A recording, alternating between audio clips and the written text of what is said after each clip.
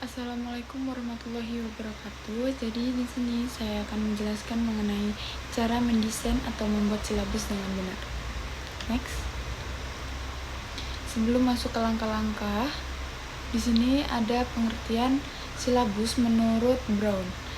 Jadi, silabus adalah suatu rancangan yang sistematis tentang apa yang akan diajarkan dalam suatu kursus atau program. Silabus mencakup tujuan pembelajaran, materi yang akan diajarkan, metode pembelajaran, dan penilaian. Next, pentingnya silabus.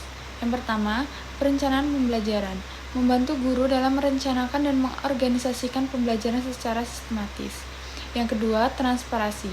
Memberikan gambaran yang jelas kepada siswa tentang apa yang akan dipelajari dan diharapkan selama pembelajaran. Yang ketiga, yaitu ada penilaian. Memastikan bahwa ada keselarasan antara tujuan pembelajaran, materi ajar, metode pengajaran, dan penilaian. Next. Selanjutnya, langkah-langkah untuk mendesain silabus. Langkah yang pertama yaitu ada menentukan mata pelajaran. Yang kedua, jenjang pendidikan, kelas, topik pembahasan, dan alokasi waktu. Next. Selanjutnya itu ada langkah kedua. Langkah kedua yaitu ada menentukan standar kompetensi atau kompetensi inti. Standar kompetensi atau kompetensi inti adalah komponen utama dalam kurikulum yang menggambarkan kompetensi dasar yang harus dicapai oleh peserta didik pada setiap jenjang pendidikan. Kompetensi inti berfungsi sebagai acuan pengembangan kompetensi dasar atau KD dan materi pembelajaran. Next. Selanjutnya itu ada langkah ketiga. Langkah ketiga itu ada menetapkan standar kompetensi. Kemampuan yang harus dimiliki oleh peserta didik dalam setiap mata pelajaran pada setiap tingkat kelas sebagai bagian dari proses pencapaian kompetensi inti atau KI. Next. Selanjutnya itu ada langkah keempat.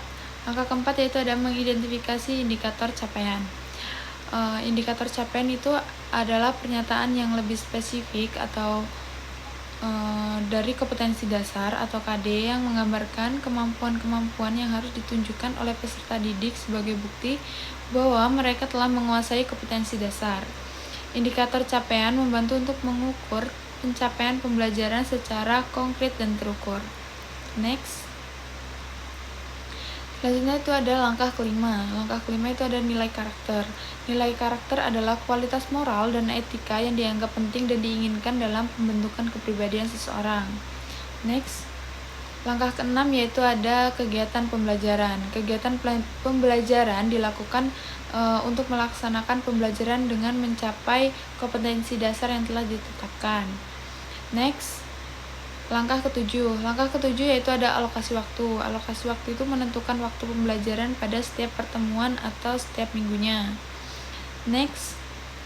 Langkah ke-8 yaitu ada penilaian. Penilaian ini dilakukan dengan kemampuan masing-masing siswa dan ada beberapa penilaian yaitu ada penilaian sikap, penilaian pengetahuan, dan penilaian keterampilan. Next.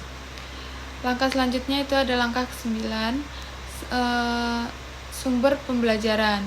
Sumber pembelajaran dapat berupa materi cetak, digital, lingkungan fisik, maupun interaksi sosial yang mendukung capaian tujuan pendidikan.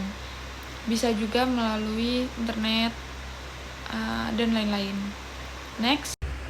Baik, sekian yang dapat saya sampaikan. Terima kasih. Wassalamualaikum warahmatullahi wabarakatuh.